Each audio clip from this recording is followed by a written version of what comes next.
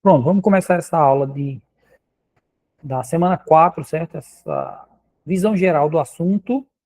Lembrando que a essa altura vocês deveriam ter estudado, seria o caminho normal ou o caminho ideal vocês terem estudado antes. A gente vai ver o assunto de matrizes, eu vou falar de tipos de matrizes e operações. Operações são coisas que vão modificar uma matriz dada. Depois eu vou falar um pouco de contagem.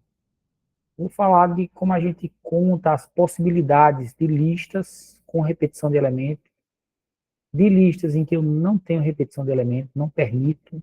Aqui é permitindo, entenda assim, permitindo repetição. E aqui listas sem aceitar de jeito nenhum repetição e conjuntos, porque conjunto sempre é sem repetição, mas ficou meio redundante. E como é que eu conto, quantos conjuntos eu posso formar, certo? Essa é a ideia. Não é assim que está explicado no material, principalmente essa questão de conjuntos. Mas eu vou, quando eu apresentar, você vai fazer a conexão com a explicação do material. Vamos começar por matrizes. Matriz é basicamente um tipo de tabela, uma estrutura retangular, uma estrutura bidimensional. A gente vai trabalhar com matrizes de números reais, então vai ser um tipo de tabela com números reais. Os meus exemplos todos envolvem números inteiros até. O número real não deveria estar no escopo do nosso estudo, né? Porque matemática discreta são coisas discretas. O número real é justamente o caso mais típico do, do mundo não discreto, do mundo contínuo. Então, isso aqui é uma matriz, certo? Uma estrutura matemática que ela é isso tudo aqui tratada como uma estrutura só. Isso é uma matriz. A gente vai até fazer operações, adição, multiplicação. Isso é outra matriz. Isso é outra, isso é outra. Temos 4 matrizes de exemplo aqui. E a quantidade de linhas e colunas pode variar. Você vê que essa tem uma, duas, três linhas e uma, duas, três colunas. Essa tem uma, duas linhas, uma, duas colunas. Essa tem uma, duas, três, 4 linhas, só uma coluna. E essa tem só uma linha, mas tem um, dois, três colunas. Certo? A linha você vai contar de cima para baixo, as colunas você vai contar da esquerda para a direita. E, bem, uma motivação para estudar matrizes. Vamos para o chat GPT. Todo mundo conhece chat GPT, né? Essa altura do campeonato. Alguns detalhes, porém, do chat GPT são meio sutis, meio muito técnicos, envolvem uma matemática bem avançada. E às vezes nem a imprensa, nem as matérias de site de notícias sabem falar direito. O chat GPT de vez em quando fala coisas erradas, fala besteira do chat GPT. Bem, uma coisa que vocês devem saber já a essa altura é que o chat GPT ele foi treinado, ele passou por um processo de treinamento. E esse treinamento é feito com muito texto. E usa os algoritmos específicos de treinamento e fornece muito exemplo de texto. É assim que funciona. Eu sou da área de inteligência artificial, certo? Então tenho uma boa noção de como funcionam esses algoritmos. Eles envolvem coisas de cálculo, vocês ou estão vendo ou vão ver cálculo mais à frente. Acho que ainda vão ver. E envolve matrizes. Bem, ele é treinado com textos da internet, certo? Depois você pode perguntar coisas sobre esses textos. E se ele viu em algum texto, tem uma boa chance dele responder. Mas é assim: se ele viu em muitos lugares, a chance é maior. Se ele viu em poucos textos, a chance é menor. Então, se você perguntar coisa sobre. Principalmente assim, se você perguntar coisa sobre os Estados Unidos, ele vai ter mais. Ele vai ter sido treinado com mais textos sobre coisas dos Estados Unidos e vai responder melhor, talvez. e se perguntar coisas do Brasil,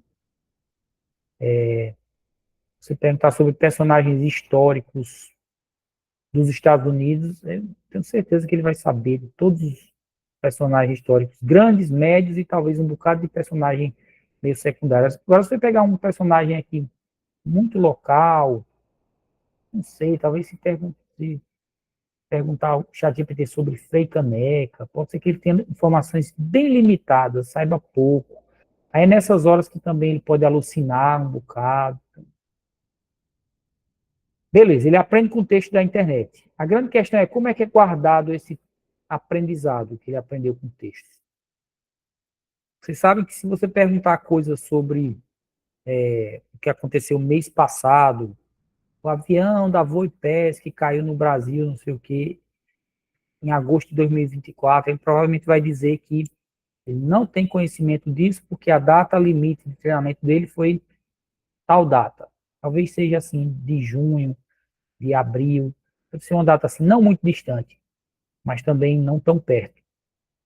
Isso quer dizer que ele tem, então, um banco de dados. Os textos que você treinou, ChatGPT, ele guardou num banco de dados.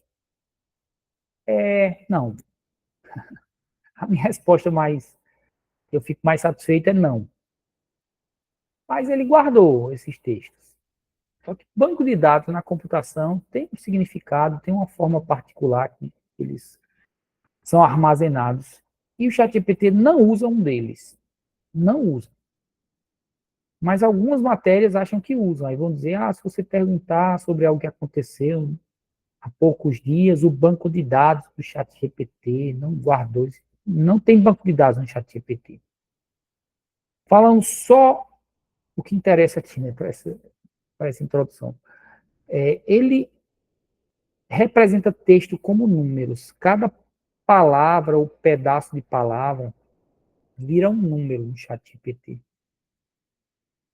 E ele vai tentar, ele vai aprender a completar uma sequência de palavras que internamente está representado como uma sequência de números. É isso que ele aprende, a completar as próximas palavras internamente, a completar, escolher o próximo número. E mais internamente ainda, digamos assim, do ChatGPT, tem uma rede neural com pesos, que são números que ele usa para multiplicar esses textos de entrada. Você dá um texto que é o seu prompt que você escreveu, esse texto que você escreveu vira uma sequência de números e ele vai multiplicar esses números que você forneceu por pesos, que são outros números. É aí que está o aprendizado do ChatGPT, nesses números, nesses pesos que ele tem dentro da rede neural. E esses pesos são guardados como matrizes de números. O que ele faz internamente é um monte de multiplicação de matriz e adição de matriz. Creio que não tem outra operação com matriz. Se tiver, pode ter ali uma multiplicação por escalar também. Mas são operações com matrizes e o que ele aprendeu dos textos da internet. Os textos viraram números e o aprendizado virou matrizes de números.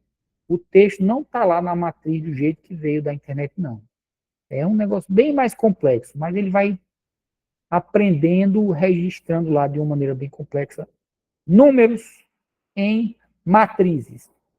Não é uma matriz só, são muitas matrizes. A quantidade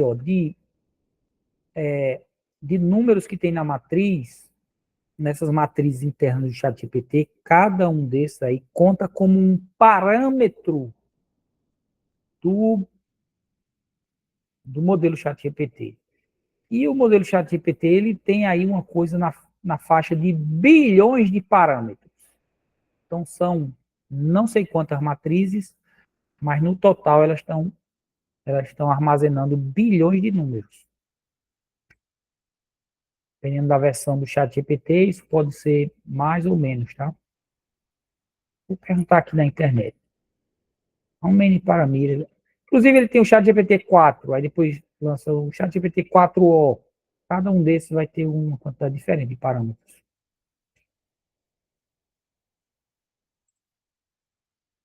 Quantos parâmetros tem o GPT-4? Eu achei aqui na internet, vocês não estão vendo, mas eu achei 1,76 trilhões, então é mais do que eu disse. Ele tem mais de 1 trilhão e 700 milhões de parâmetros. Cada parâmetro é um númerozinho desse, guardados em matrizes. Matriz não é um assunto sem aplicação, não, tá? João Paulo quer perguntar.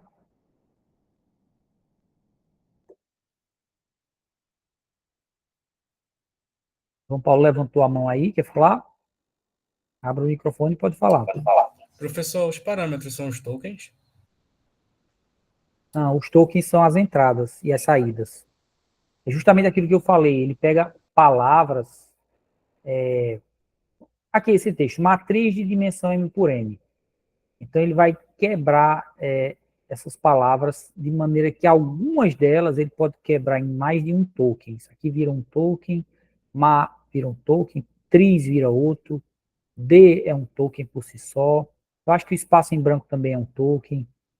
Dimen, digamos que seja outro token. São é outro token. O espaço em branco é outro. M é outro. Por é outro. Então, os tokens são, às vezes, uma palavra inteira, às vezes, um pedaço de uma palavra. Aí, esses tokens viram números, certo? Aí é uma tabelazinha. O token MA é qual número? Aí, digamos que seja o token número. Representando aqui, jogo da velha, para dar ideia de número. Número 2. Token tris é o token 1. E assim vai, certo? Token D, na tabela lá, é o token 50. Então, tokens tem a ver com a quantidade de texto. No inglês, aproximadamente, cada token tem 4 letras. Em média. Que tem token menor, tem token maior. Então, token tem a ver com a quantidade de palavras que você alimenta no modelo. E a quantidade de palavras que ele responde. Certo? Quando você, se você for pagar por esse modelo, você vai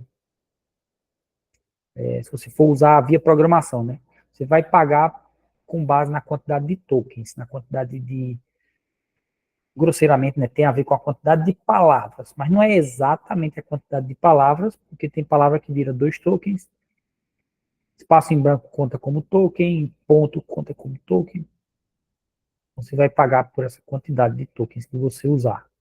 Tokens de entrada são os tokens que você lança para o modelo, tem os tokens de saída que são os que ele vai responder. Tem preços diferentes, às vezes. Certo?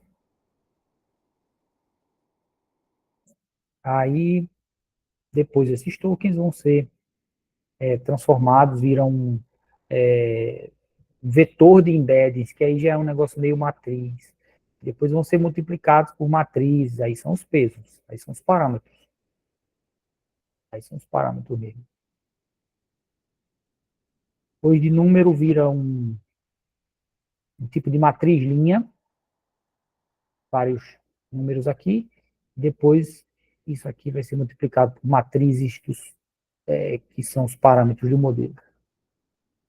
É um processo complexo e o que eu queria destacar é só isso, que envolve matrizes. Não tem banco de dados com um textozinho salvo lá dentro. Não tem. Tem um monte de número lá.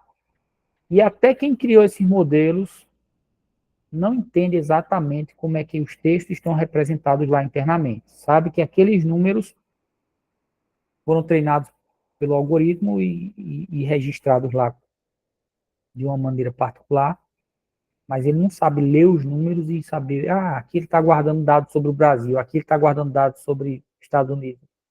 Tem isso, não tem isso fácil não, eles estão pesquisando para entender. Olha, um padrão quando a gente vai falar de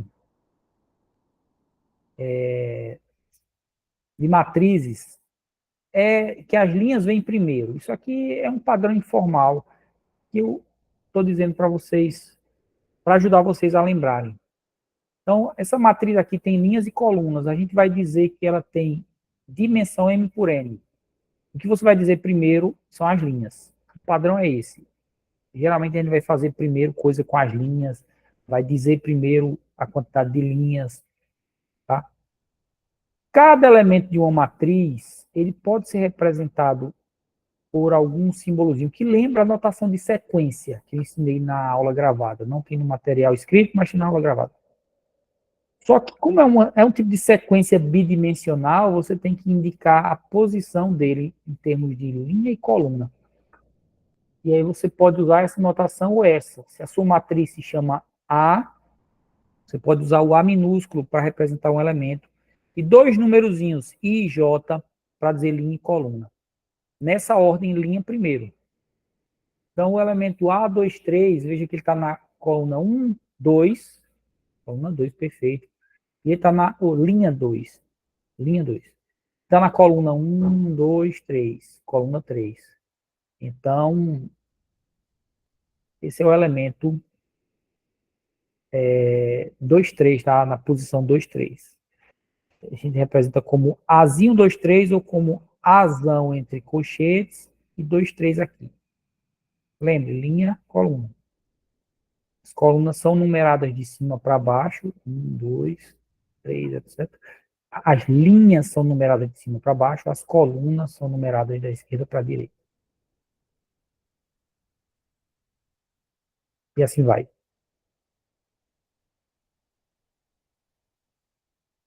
Vou falar de alguns tipos especiais de matrizes. O material tem vários. Eu só vou destacar aqui uns 3 ou 4. Primeiro, tem uma matriz coluna. A matriz coluna, a característica dela é que ela só tem uma coluna. Só uma coluna. E ela pode ter qualquer quantidade de linhas. Aqui ela tem 4 nesse exemplo. Tem 4 linhas, uma coluna. Então ela é uma matriz coluna. A gente chama assim. Matriz linha, a mesma ideia, só que ela tem só uma linha. Só uma. Agora pode ter qualquer quantidade de colunas. Nesse caso tem uma, duas, três colunas. Mas uma linha só. Tanto uma matriz coluna como uma matriz linha, dependendo do contexto, dependendo da área da matemática que você está estudando, pode também ser chamada de vetor. Está difícil de escrever. Pode ser chamada de vetor. O T saiu ruim ali, mas aquilo ali é um T. E é basicamente a mesma ideia de sequência também. Só que é uma notação diferente e esse nome vai ser usado num contexto diferente.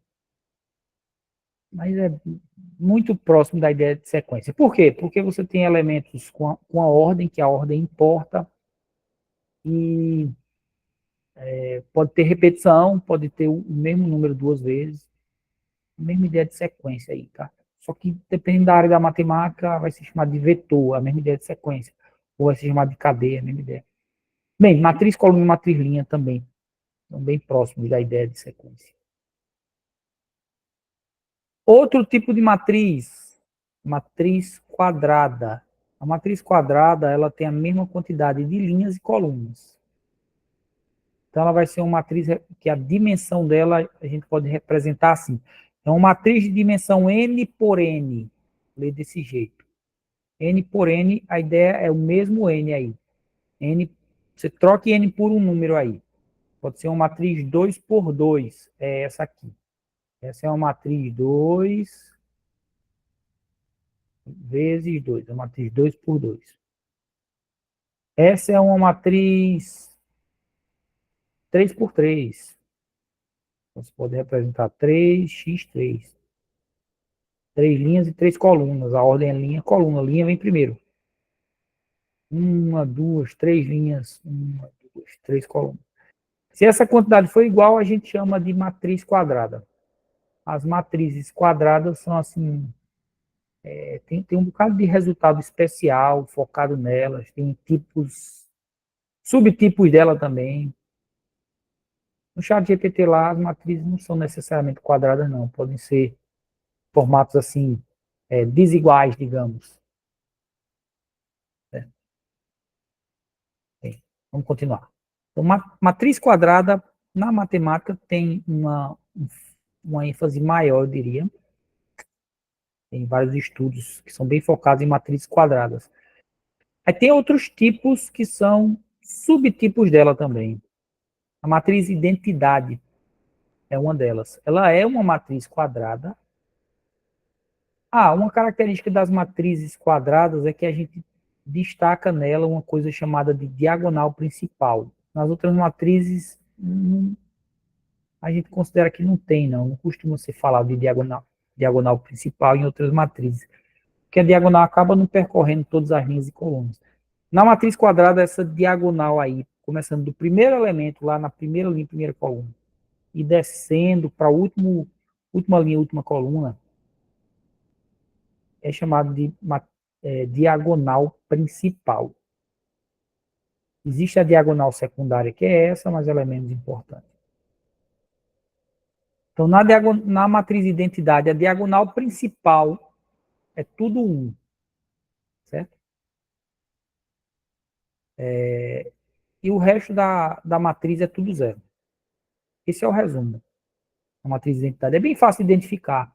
Inclusive, cada matriz de identidade você pode representar assim, só com um número, porque ela é quadrada, então eu sei que a quantidade de linhas é igual a de colunas, então a matriz I2 tem 2 linhas e 2 colunas. E esse I representa que ela é identidade. Então eu já sei os elementos dela, ela tem tudo 1 na diagonal principal, tudo 0 no resto. A matriz I3, esse nome vai ser usado, certo? De maneira com significado especial. I3 é a matriz diagonal. Nesse caso, o 3 representa que são 3 linhas e 3 colunas, e esse I representa que ela é identidade. Então, tem tudo 1 na diagonal principal, tudo 0 no resto. Tá aí, a matriz de identidade é um tipo especial de matriz quadrada.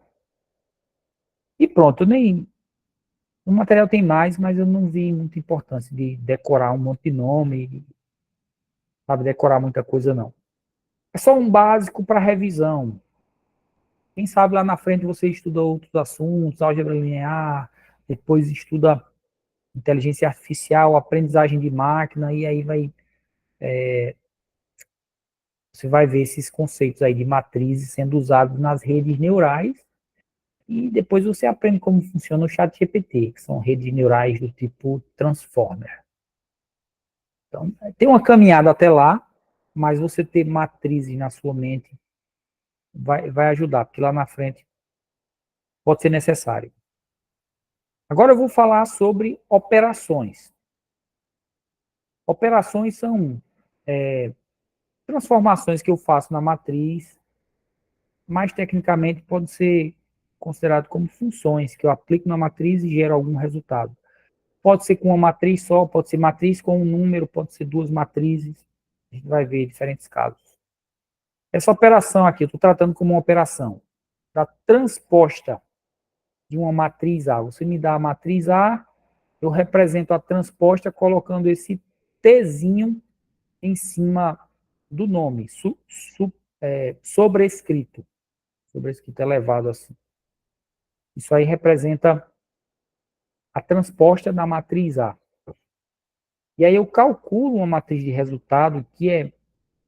Veja, se a matriz A for M por N quer dizer M linhas por N colunas. A nova matriz, vou chamar de B, mas não precisa necessariamente ser o nome B, não preciso nem dar nome a ela se não quiser. Mas a matriz de resultado vai ser M por M. Troca. Quantidade de linhas que era M, virou quantidade de colunas. A quantidade de colunas que era N, virou aqui quantidade de linhas. Então, a ideia de transposta é uma ideia de inversão de linha por coluna, certo? A ideia é trocar linha por coluna. E os elementos dessa matriz, todos eles vão seguir a seguinte propriedade. A matriz de resultado, né, da transposição, a transposta. O elemento na posição linha I, coluna J, vai ser igual ao elemento da matriz A na linha J, coluna I. Então, você troca linha e coluna. Então, esse elemento aqui, linha 1, coluna 1, vai ficar no mesmo lugar, na coluna 1, linha 1. Agora, esse aqui, ó, que é da linha 1, que é essa. Vou falar de linhas primeiro. Coluna 2, elemento 3, vai trocar, vai ficar aqui, ó, na linha que é a linha 2. A linha são 1, 2, numeradas assim, né? Ele estava na linha 1, coluna 2, vai ficar na linha 2, coluna 1. Me refiro ao 3, tá? Outro elemento aqui, o elemento 8, ele estava na linha 2, coluna 2. É um elemento meio que diagonal, só que a gente não fala de diagonal quando a matriz não é quadrada, mas esses elementos não vão mudar de lugar, basicamente. Então ele estava na linha 2, coluna 2, e vai ficar na linha 2, coluna 2 também. O 8 está meio que na mesma posição, mas você vê que a matriz ficou diferentona, né? Ela ficou mais alongada assim na vertical, porque esse elemento aqui, que alongava ela, esses elementos que alongavam ela na horizontal, esse da linha 1, coluna 3, por exemplo, foi parar na linha 3, coluna 1. Então é isso, você meio que espelha a matriz. Aí ela estava assim na horizontal, você espelha ela pela diagonal principal. Né? Apesar que não tem um diagonal principal, acho que não costuma chamar assim nas outras matrizes, mas se você pensar que essa linha aqui de diagonal vai se manter inalterada, você faz um espelho dela, gira ao redor dessa linha aí a linha se manteve aqui, e o resto dobrou aí, girou, espelhou, certo? Essa é a operação de transposição, ou a transposta de uma matriz. Essa é a transposta da matriz A.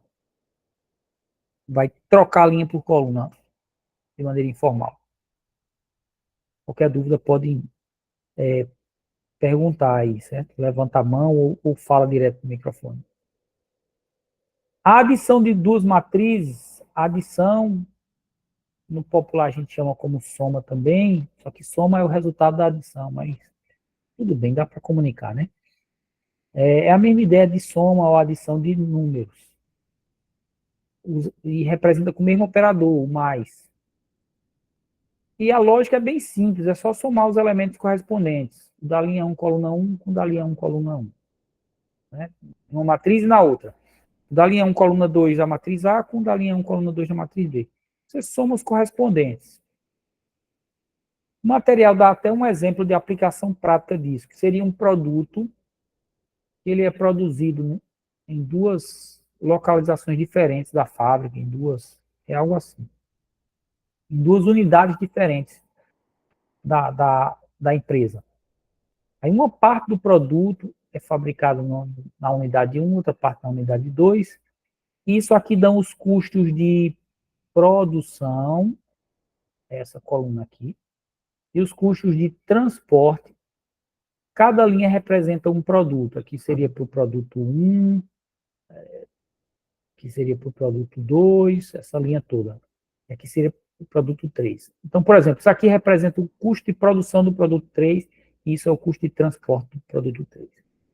Mas só metade do produto 3 é fabricado com esses custos. Aqui representa os custos de fabricar a primeira metade dele. A segunda metade dele, os custos estão aqui, ó. Para o mesmo produto 3, o custo de produção dele, a segunda metade dele, vamos chamar assim, está aqui. Para o mesmo produto 3, o custo de transporte dele está aqui. Então, o custo total para produzir o produto 3 especificamente vai ser 130 mais vamos dar esquerda vez. 70 mais 130. É o custo de produzir a primeira metade, mais o custo de produzir a segunda metade. E o custo de transporte dele vai ser 20 mais 20. O custo de transportar a primeira metade, o custo de transportar, digamos que as duas metades juntas, talvez. Ou a segunda metade só. Digamos que transporte para uma terceira unidade aí.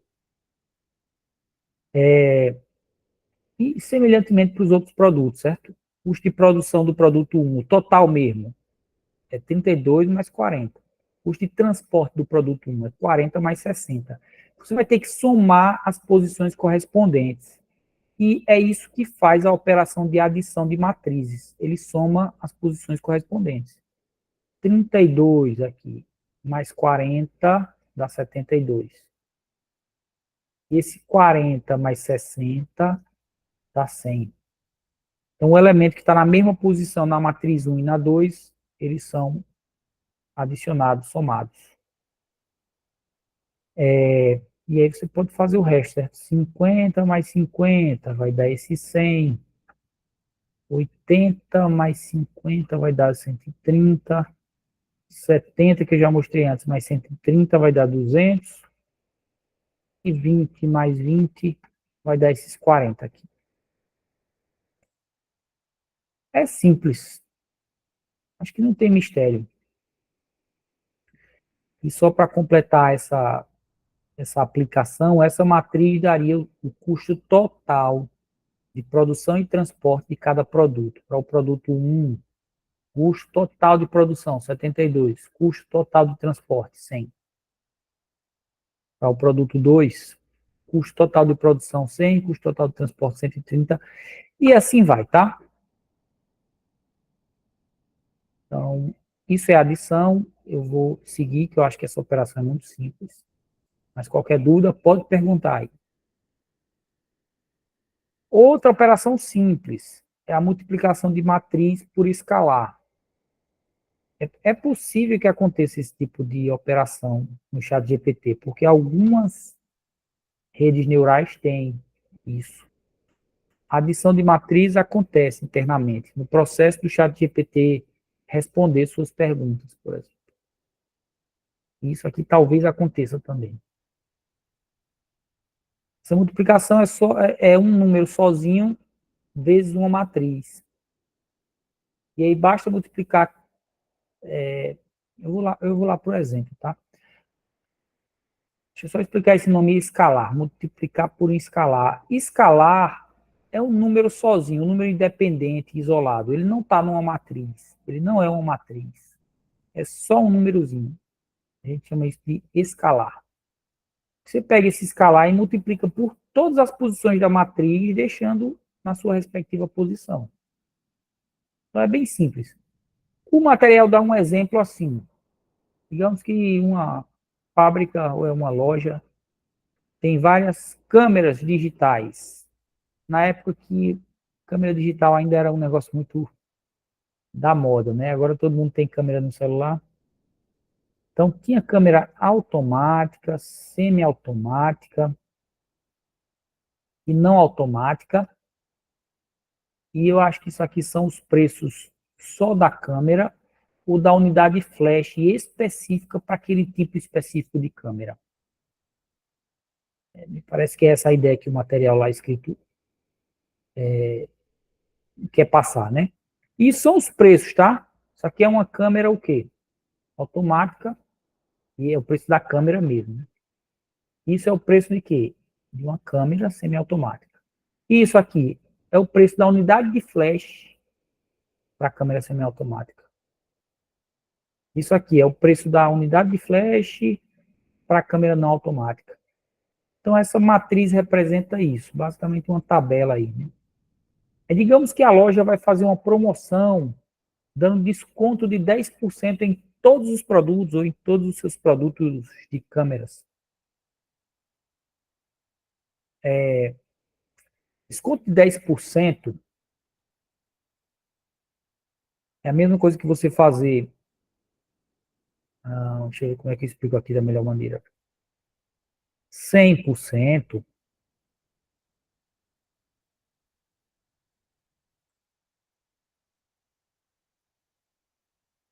menos os 10%. Esse é a ideia de desconto. O preço depois de aplicar o desconto vai ser isso, 100% menos 10%. Ou seja, eu vou querer saber quanto é 90% do preço. É isso que o cliente vai pagar. 90% de cada um desses preços aí. Esse vai ser o novo preço na loja. 90% é representado de maneira mais fácil de você operar, números decimais, como 0,9, tá? 90% é a mesma coisa de 0,9. 90% de um valor é 0,9 multiplicado pelo valor. Assim como 100% é 1,0, é 1. 100% de um valor é 1 vezes o valor, que não altera, né? Dá o próprio valor. E 90% é 0,9 vezes o valor. Então, eu quero saber os novos preços de todos os produtos de câmeras da loja, se eu considerar que tudo isso vai ser multiplicado por 0,9. Tudo isso vai valer 90% do que vale hoje, ou seja, se eu multiplicar tudo isso por 0,9. Isso é justamente a ideia de multiplicar uma matriz por um escalar. 0,9 vezes a matriz V. Então, vou fazer 0,9 vezes os 600, dá 540. 0,9 vezes 400, dá 360. 0,9 vezes 200, dá 180. E assim vai. 0,9 vezes 100, dá 90. Esse aqui ficou bem fácil de fazer de cabeça, né? 0,9 vezes 80 dá 72, e assim vai. O 0,9 vai multiplicar cada um dos elementos e o resultado vai ser uma matriz com esses elementos multiplicados na sua respectiva posição, na mesma posição que estava o valor original. Outra operação bem simples, tá? Envolvendo matriz e um escalar. Esse aqui é o escalar, é o número isolado. E essa é a matriz D. Vamos agora para outra operação de matrizes, que é multiplicação de matrizes. É uma matriz vezes outra. Essa multiplicação costuma ser representada com o mesmo sinal de multiplicação de números, de escalares. Agora, o cálculo de multiplicação de matrizes não é tão simples, mas eu já adianto para vocês que isso acontece dentro de redes neurais, dentro do ChatGPT, o tempo todo. Cada vez que o ChatGPT vai responder para você, ele multiplicou lá um monte de matrizes, uma pela outra, pegou o resultado, multiplicou por outra, somou com mais alguma coisa e assim vai. É um negócio bem complexo, mas bem baseado em matrizes, certo? Multiplicação de matriz, com certeza. Janaína, quer comentar alguma coisa? Eu queria perguntar, professor, desculpa, aquele 0,9 da questão passada foi um número aleatório ou teve algum motivo? Desculpa, eu pisquei, perdi. É porque no material, isso é um exemplo de material. No material ele propôs isso, você pegar essa matriz, calcular quanto ficariam os preços de todos os produtos se desse um desconto de 10%. Dar um desconto de 10% significa reduzir a 90% do valor. Ah, Reduzir a 90% do valor é multiplicar por 0,9. aham. Sim, entendi agora, obrigada. O problema, eu não coloquei aí, mas tem um texto lá no material. O problema era esse, de reduzir o preço a 90%, digamos assim. Obrigada. Por nada. Então, vamos aprender multiplicação de matrizes, já sabendo que tem aplicação prática. Vocês usam um negócio aí que faz um monte de multiplicação de matriz o tempo todo. A multiplicação de matrizes, a ordem importa, certo? A vezes B pode ser diferente do resultado de B vezes A. E, aliás, pode até ser que você possa fazer a multiplicação de A vezes B, mas não possa fazer a multiplicação de B vezes A. Se elas forem quadradas, aí você pode multiplicar nos dois lados. Mas o resultado pode não ser o mesmo. Então, multiplicação de matriz é bem diferente de multiplicação de números. A gente está acostumado. Quando é que eu sei se eu posso fazer ou não a multiplicação? Você tem que olhar se a quantidade de colunas de A, colunas, eu vou contar aqui. Digamos que tenha 5 colunas. Tem que ser igual à quantidade de linhas de B. Então, eu vou contar aqui as linhas de B. E tem que ser 5 também. Vocês vão entender por quê já já. Inclusive, isso quebra um pouco o padrão que eu disse, né? Que é linha primeiro, coluna depois. Bem, mas dessa vez eu estou dizendo que tem que olhar primeiro as colunas do A e comparar com as linhas do B. Dessa forma, a coluna vem primeiro aí. Mas tem a ver com o fato de que a multiplicação é feita com as linhas da matriz A vezes as colunas da matriz B. Então vai ter uma lógica aí de linha primeiro, operada com coluna. Para cada linha de A, eu vou fixar ela e vou multiplicar por cada uma das colunas de B. Vou fazer uma operação, que não é só multiplicar, não, é fazer uma operação. Tá? Então, fixei essa linha de A, vou fazer a operação com a primeira coluna de B, com a segunda coluna de B, com a terceira coluna de B. E à medida que eu vou fazendo isso, eu vou preenchendo a matriz de resposta, preenchendo as linhas primeiro. O padrão ainda é linhas primeiro, em quase tudo que diz respeito à matriz, certo? Na notação, linhas primeiro. Então, aqui o I é a quantidade de linhas, é o número da linha, e o 1 é a coluna. Senão aqui até está errado. Isso aqui seria I2, I3, IP. Só percebi agora esse erro do material. E na hora de operar, você fixa primeiro uma linha de A, linha primeiro. Depois vai fazer as operações aplicadas nas colunas de B, todas elas. Depois fixa de novo outra linha de A e faz essas operações do mesmo jeito, nas mesmas colunas de B. E a matriz de resposta você vai preenchendo, e você preenche como ela? Preenche as linhas dela primeiro. Cada operação dessa vai gerar um número, você vai preenchendo primeiro as linhas. Quando completa uma linha, vai para a próxima. Eu vou mostrar um exemplo que vai ficar mais claro, certo? Esse é do material. Tem aqui uma matriz Q vezes uma matriz F1, e o material, eu acho que informou antes, essa é a matriz Q e essa é a matriz F1. Vamos ver a compatibilidade. Tem quantas colunas? 3. Aqui tem 3 colunas. E aqui tem quantas linhas? 3. Beleza, compatíveis. Mas você pode verificar a compatibilidade na hora de operar, de fazer as operações aí, para calcular a matriz de multiplicação. Porque a operação vai ser assim: fixa uma linha da primeira matriz. Fixei. Só tem uma mesmo, mas eu fixei. Agora eu vou operar junto com a coluna da próxima matriz. Então, era uma linha que tem 3 números, a coluna tem que ter 3 também. Tem que bater a quantidade. Se aqui tivesse 3 números e na hora de operar com a coluna tivesse 2, pronto, já sei que é incompatível.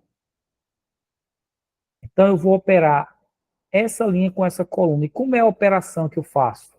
É assim: multiplica os elementos correspondentes, 100 por 32, 200 por 50, 150 por 70, e depois soma.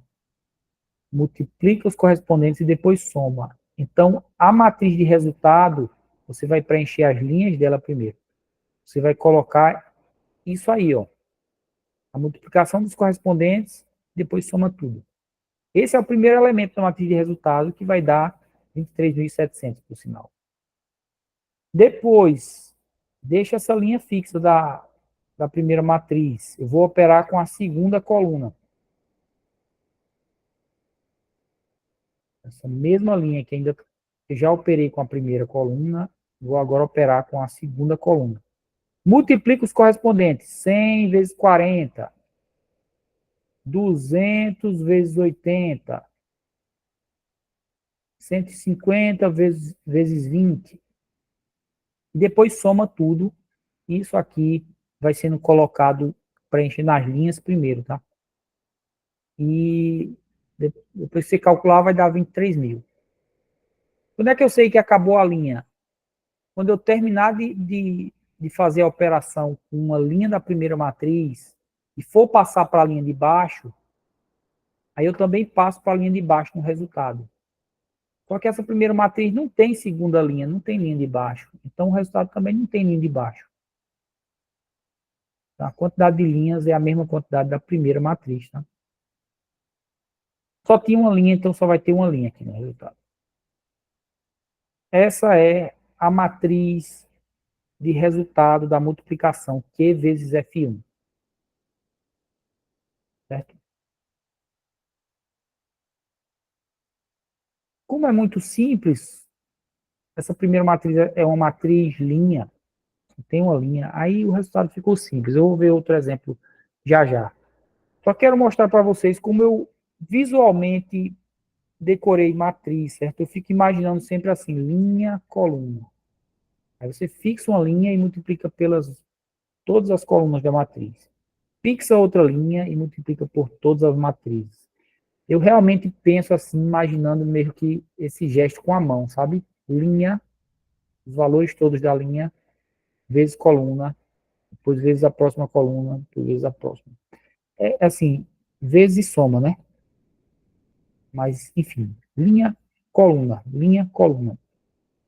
Pega uma linha primeiro, depois opera coluna a coluna.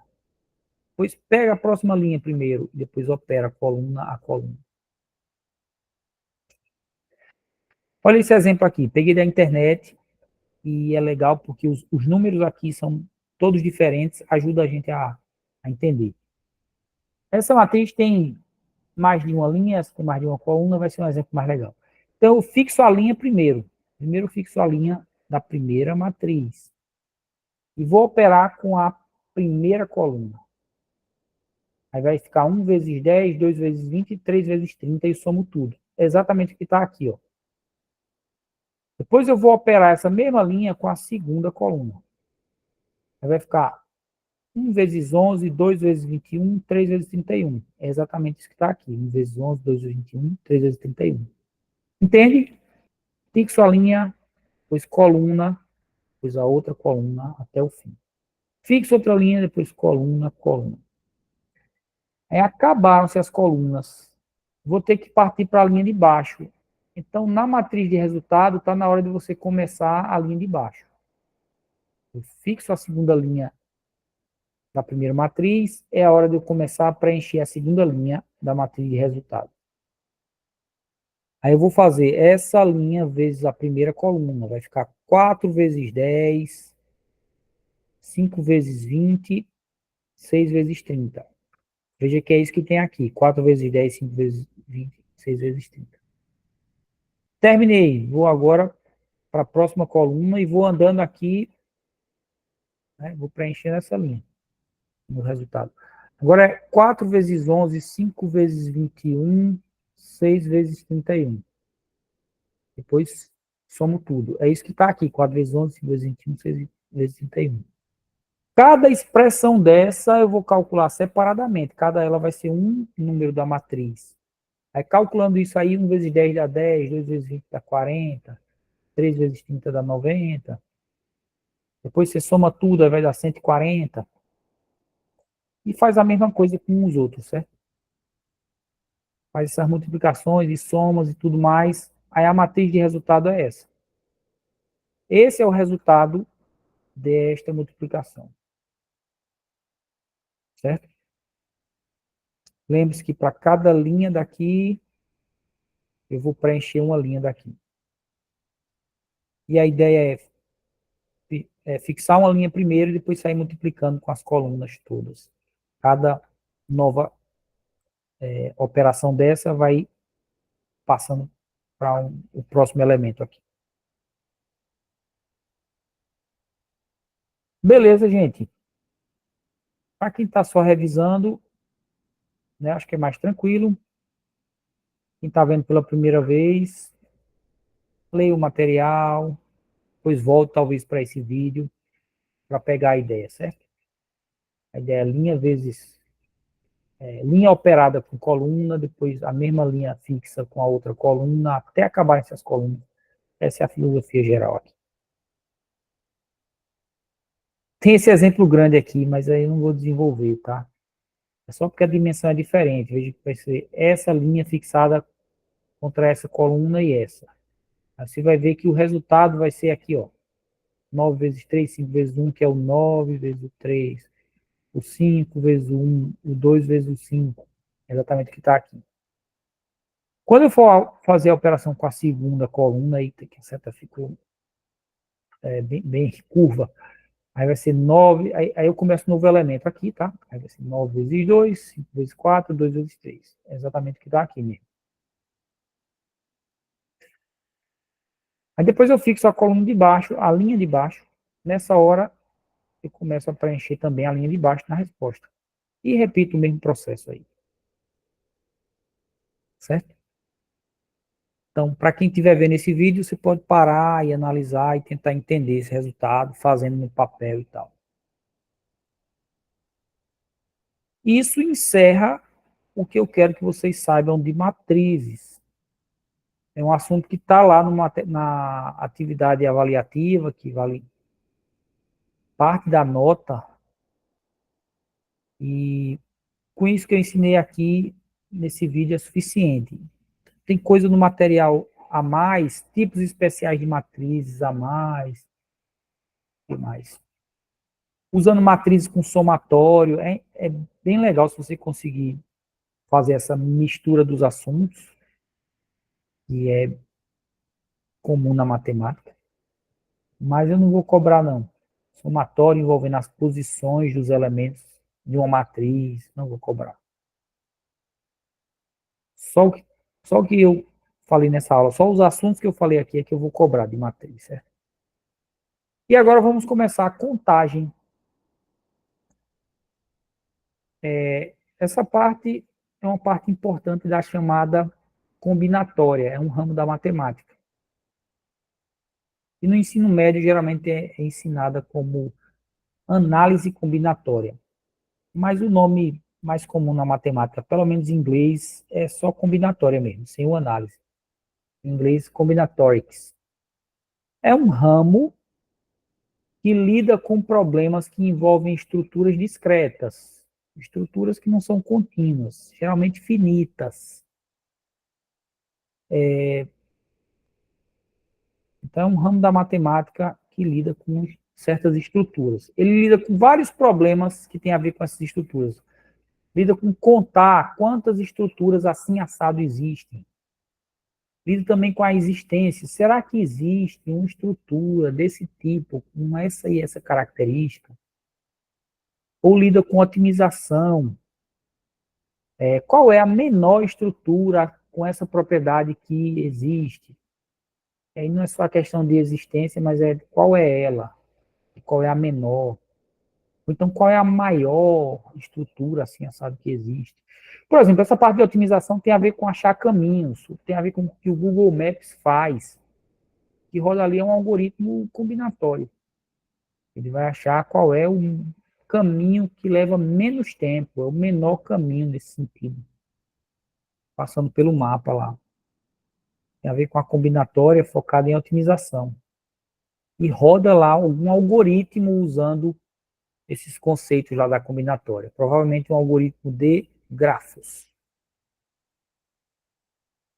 É uma área que eu já ensinei disciplina sobre isso. Só sobre algoritmos de grafos. Mas aqui, nessa disciplina de matemática discreta, eu vou falar de contagem só. É um ramo de um ramo da matemática. Tem a combinatória e a gente vai focar só em contagem. Tem aplicações para combinatória em geral, certo? Em probabilidade, para você calcular a probabilidade de ganhar na Mega Sena, por exemplo. Tem a ver com contagem, vai precisar usar contagem. Para fazer análise de algoritmos, para descobrir assim, se um algoritmo demora muito tempo ou pouco tempo, dependendo do tamanho da entrada. Isso é uma análise de algoritmos. O algoritmo que roda no chat GPT, pelo menos as redes Transformers padrão, tem lá uma coisa, um cálculo que é quadrático, é n ao quadrado. Então, quanto mais texto você passar, mais lento fica, mas numa proporção quadrática. Texto tamanho 10, com 10 tokens. Vamos dizer 10 palavras, mas não é bem a mesma coisa. Ele vai dar um tempo 10 vezes 10, 100. Digamos que ele leve 100 segundos. Digamos, é um exagero, não é 100 segundos. Mas quando você passar um tamanho 20 vezes, aliás, um texto de tamanho 20, só dobrei, né? Mas o tempo vai ficar 20 vezes 20. Vai ficar uns 400. 4 vezes mais lento. Dobrei o texto 2 vezes, mas o tempo para o chat GPT responder pode ficar 4 vezes mais lento. Porque o algoritmo lá é quadrático. É mais ou menos isso, mas tem uns detalhes aí, umas nuances, tem a ver com a janela de contexto, então isso só se aplica aos tokens que estão na janela de contexto. Mas, enfim, para você analisar quanto tempo o algoritmo leva, precisa levar em consideração, precisa contar, usar contagem, e a combinatória vai ajudar nessa área. Para você criar algoritmos, principalmente algoritmos de otimização, achar o menor caminho do Google Maps, você usa estruturas da combinatória também. Mas aí não necessariamente contagem, mas usa coisa da combinatória, da grande área. Mas nosso foco é contagem, vamos falar sobre contagem. Só que mostrar aqui tem aplicação prática. Eu quero relembrar duas estruturas matemáticas que a gente já viu, conjuntos e listas. Ué, listas, será que a gente já viu? Já, só que eu chamei de sequências. Vamos relembrar conjunto. Um conjunto é uma coleção não ordenada de objetos distintos. Conjunto é bom para você falar de coisas na matemática que a ordem não importa e os elementos têm que ser diferentes. Então, conjunto AB, não pode ter o conjunto AAB. Não pode. O conjunto 1, 4, 2. Elementos diferentes. 1, 4 e 2. Não pode ter duas vezes o 4. 1, 4, 4, 2. E a ordem não importa. Então, como a ordem não importa, AB é igual a BA, conjunto 1, 4, 2 é igual ao conjunto 4, 2, 1, 2, 1, 4, porque eles têm os mesmos elementos. Os mesmos. A ordem não importa. Conjunto é assim. Lista, o que esse capítulo vai chamar de lista é o mesmo que eu chamei de sequência antes. É o mesmo que tupla. Até mesmo uma matriz linha ou matriz coluna está bem próximo também. É basicamente a mesma ideia. Se for matriz linha, certo? Matriz que tem só uma linha, ou só uma linha na horizontal. Ou matriz coluna. Também vai ser ideia semelhante. É uma coleção que a ordem importa sim. Tem primeiro elemento, segundo, terceiro, naquela ordem. A ordem importa. E repetições? Repetições, como regra geral, são permitidas. Se você quiser, pode repetir. Se não quiser, não repete também. Então, eu coloquei como exemplos as mesmas sequências que eu dei como exemplo na aula lá. E lista é a mesma ideia de sequência. Dependendo do assunto matemático, ele pode ser chamado de tupla, pode ser chamado de vetor, pode ser chamado de matriz linha. E é tudo a mesma coisa. A ordem importa e as repetições são permitidas. Uma diferençazinha que geralmente a gente usa o nome sequência quando é infinito, quando pode ser infinito. Aqui todos a gente vai considerar que são finitos, então não vamos falar de listas infinitas, não vai fazer sentido. Essa aqui seria o conjunto a sequência dos números pares, ela não vai fazer sentido para a gente. A gente só quer sequências ou listas finitas. Certo? Ordem importa e repetição, como regra geral, são permitidas. Então, vamos falar de como é que a gente conta quantas listas eu posso formar ou quantos conjuntos eu posso formar. É uma maneira um pouco diferente de apresentar esse assunto. Um pouco diferente de como está no material. Mas aí, se eu fosse apresentar do mesmo jeito, não precisava eu dar essa aula. Eu quero dar a vocês mais elementos para ajudar a aprender, ou por uma forma ou por outra, ou pelo material ou por aqui. Vamos ver como é que a gente conta quantas listas eu posso formar, considerando que permite repetição. Lista, em geral, permite repetição. Eu vou ensinar isso aqui por exemplos e depois eu mostro assim, alguma ideia geral. O primeiro exemplo é quantas palavras de duas letras eu posso formar usando o nosso alfabeto, que hoje tem 26 letras. Quando eu fui alfabetizado tinha menos, mas hoje tem 26 letras. Não tinha W, não tinha essas letras, não eram consideradas parte do alfabeto. K, W, W eu acho que talvez. Y. K e Y com certeza não era. Bem, hoje tem 26 letras, é o que interessa. Não vamos falar do século passado. Quantas palavras eu posso formar com 2 letras? Não importa o significado. Não importa se é palavra da língua portuguesa. Não importa se existe em nenhum idioma do mundo. Só quero saber quantas palavrinhas eu posso formar com 2 letras. Não precisa ser consoante e vogal, não precisa. Não é sílaba do português. É palavra abstrata. Vamos chamar assim. O que me dizem?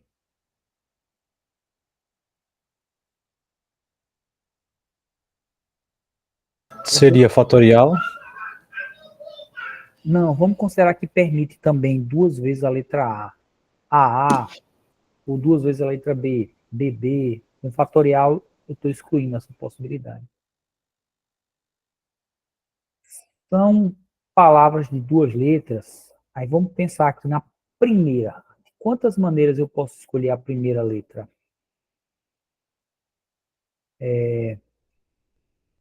Quantas maneiras eu posso escolher a primeira letra da palavra? De uma palavra qualquer que eu vou formar. Do... Alguém ia falar? Era 26 que você ia falar? Eu não sei quem foi, mas...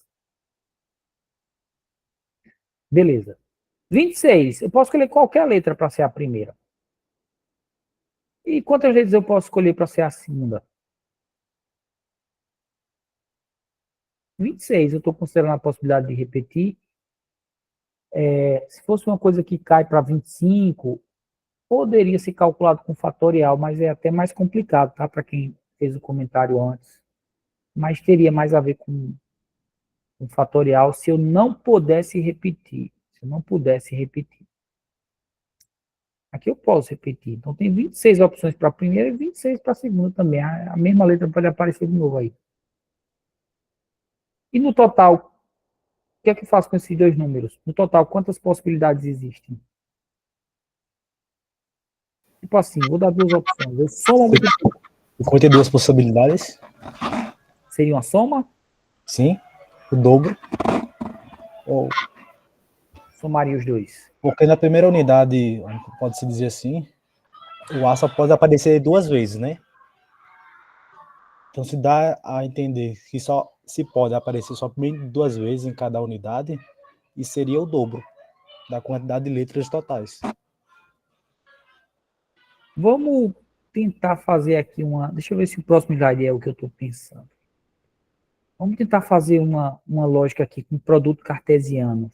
Porque o que eu quero formar aqui são pares. Né? Palavras de 2 letras são pares. A ordem importa.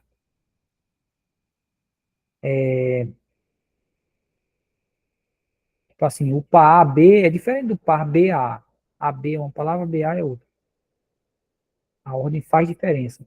Então, isso aqui pode ser, esse mesmo problema pode ser expresso por meio de produto cartesiano. Se eu tiver um conjunto aqui, que é o conjunto do nosso alfabeto, quantidade de elementos, que a gente chama de cardinal lá em conjunto, mas enfim, a quantidade de elementos é 26 elementos, o nosso alfabeto está representado aqui.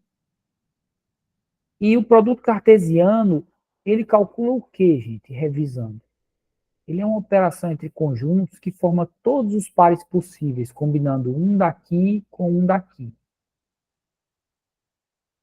Então, eu vou pegar, vamos fixar o primeiro elemento, o A, e vou variar todas as opções para o segundo. Então, eu posso combinar o A com A, o A com B, o A com C, o A com D, o A com E, A com F, A com G, até A com Z.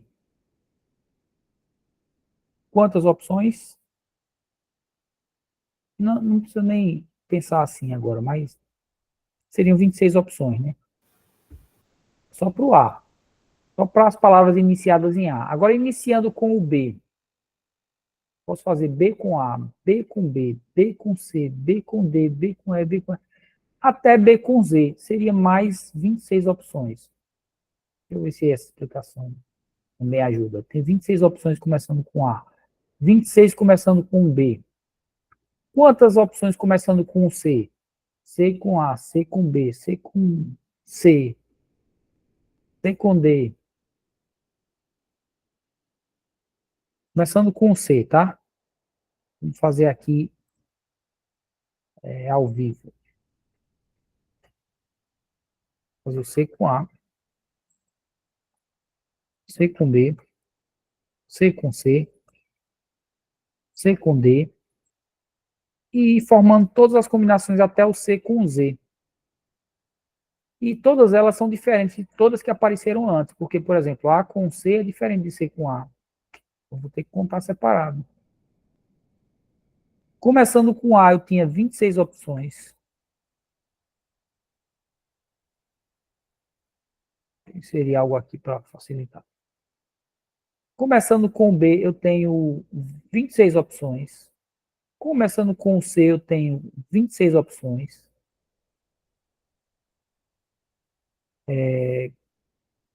Deixa eu mudar o alinhamento aqui.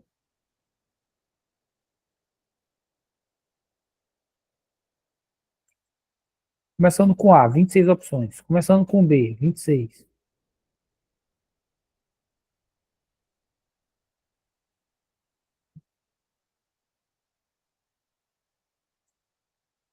Começando com o C, mais 26. Começando com o D, mais 26. E vou até a última opção de letra para iniciar, que é começando com o Z. Começando com o Z, que eu vou ter também 26 opções, começando com Z.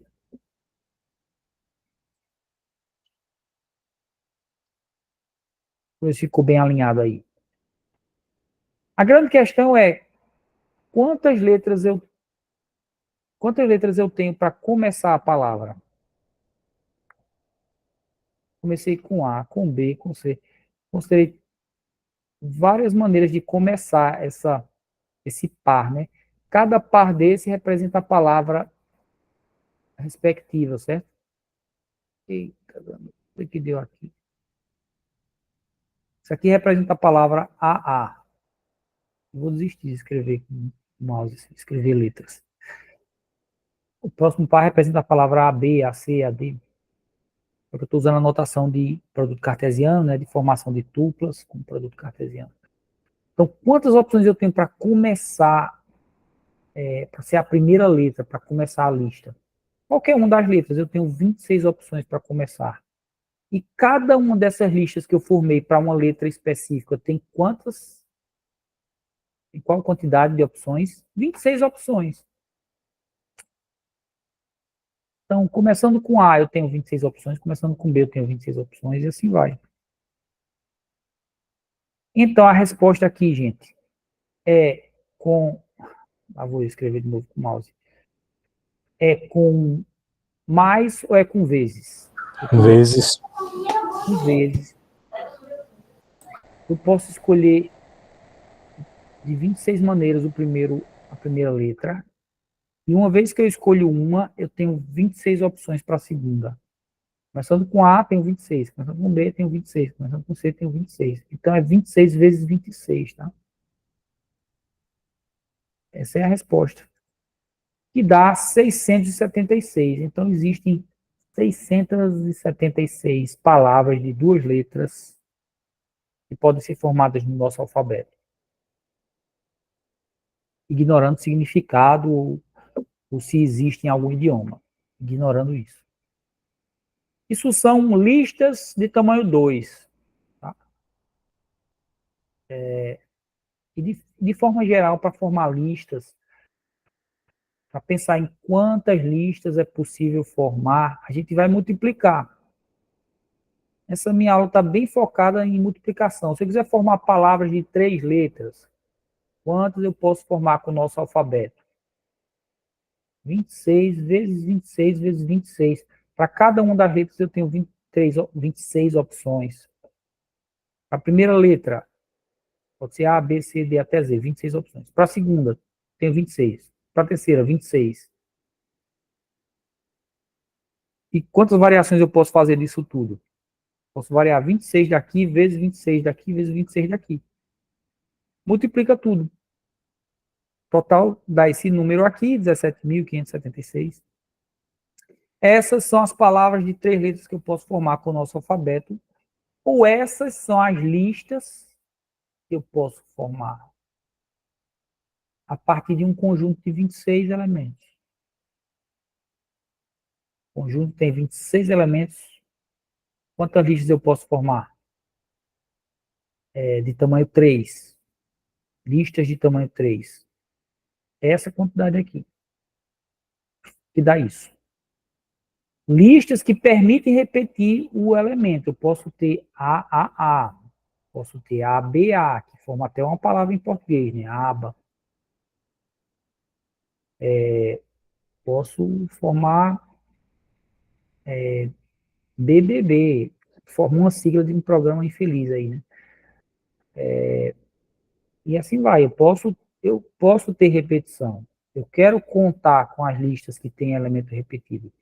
Nesse caso, é essa a contagem aí, tá? A partir de um conjunto de 26 elementos, quantas listas de tamanho 3 eu posso formar com possível repetição de elemento, permitindo as repetições.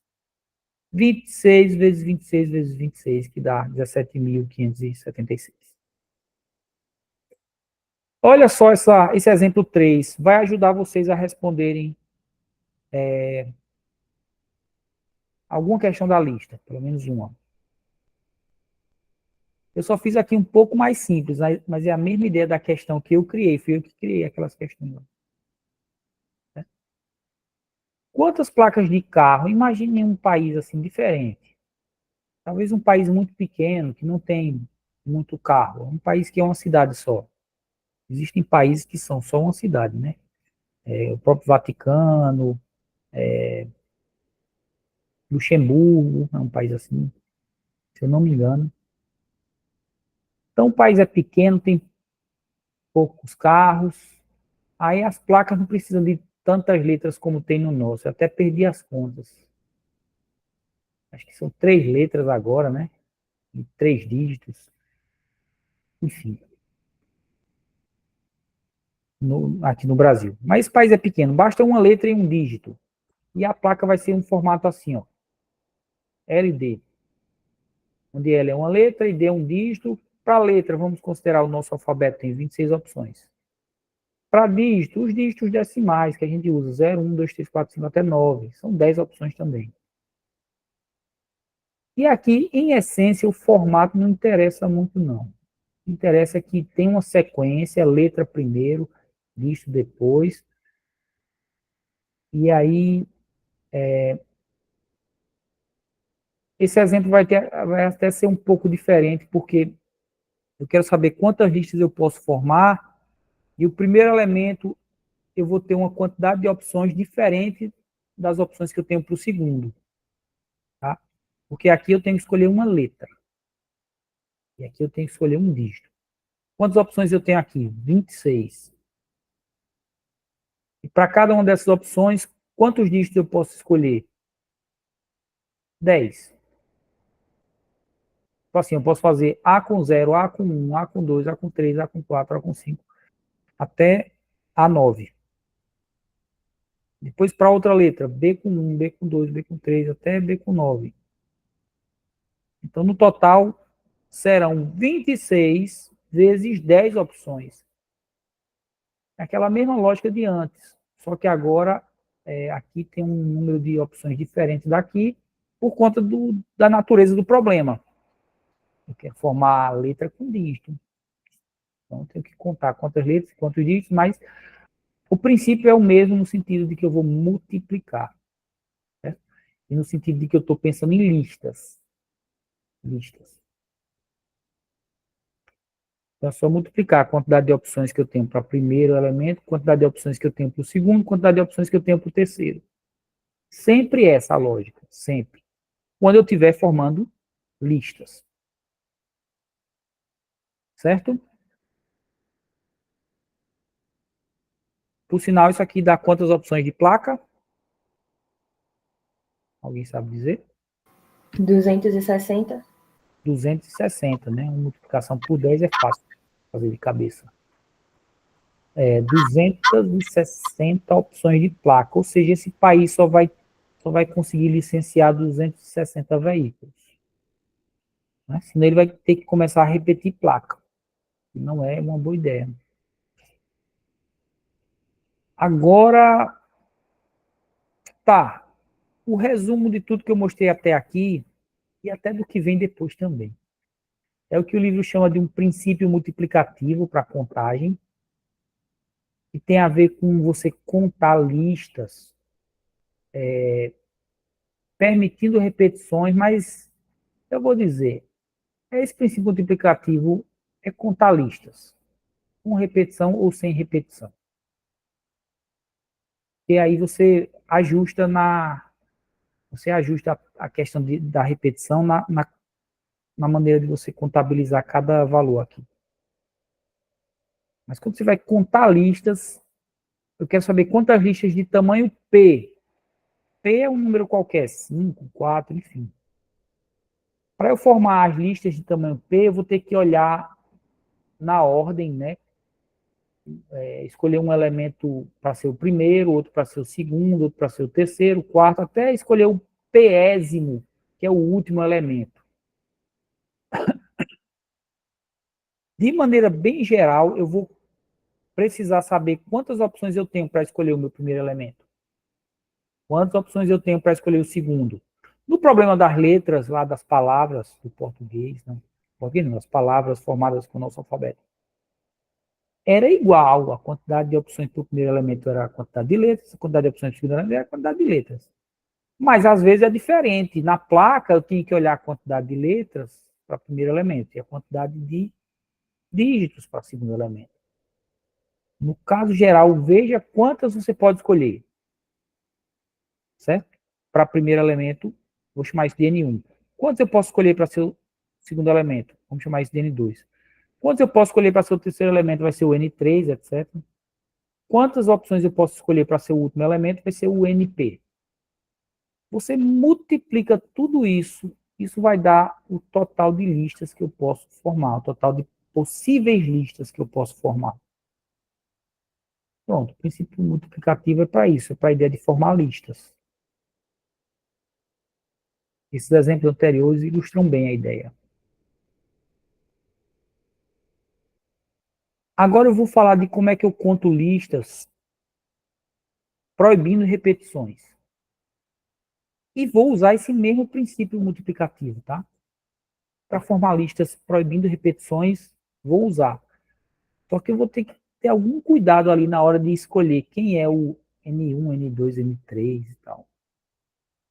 E vou ter também algumas formulazinhas que me ajudam a calcular isso mais rápido.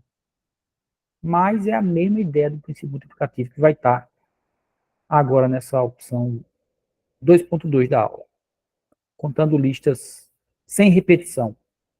Antes de eu falar disso, deixa eu falar da operação de fatorial aplicada para números naturais. Todos vocês já estudaram fatorial? Sim. Viram no ensino médio, né? Maravilha. Beleza, fatorial é representado assim, é só uma revisão rápida então, né? E isso é uma operação, tá?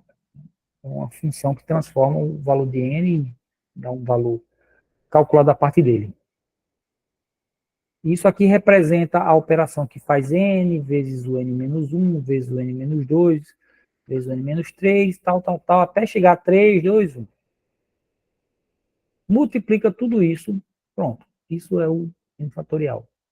O 2 fatorial é 2 vezes 1, é o mais, quer dizer, é dos mais simples, mas tem outros. Eu vou mostrar o fatorial de 1 e de 0 também. 3 fatorial é 3 vezes 2 vezes 1. O 4 fatorial é 4 vezes 3 vezes 2 vezes 1. O 5 fatorial é 5 vezes 4 vezes 3 vezes 2 vezes 1. Então, é uma ideia simples de aprender ou de relembrar. Certo? Um detalhe que eu quero que vocês notem é que isso vai ser importante em alguma explicação mais adiante, é que no cálculo do 5 fatorial apareceu, ó, 4 vezes 3 vezes 2 vezes 1. Isso é exatamente o mesmo que 4 fatorial. Isso acontece de maneira geral, tá?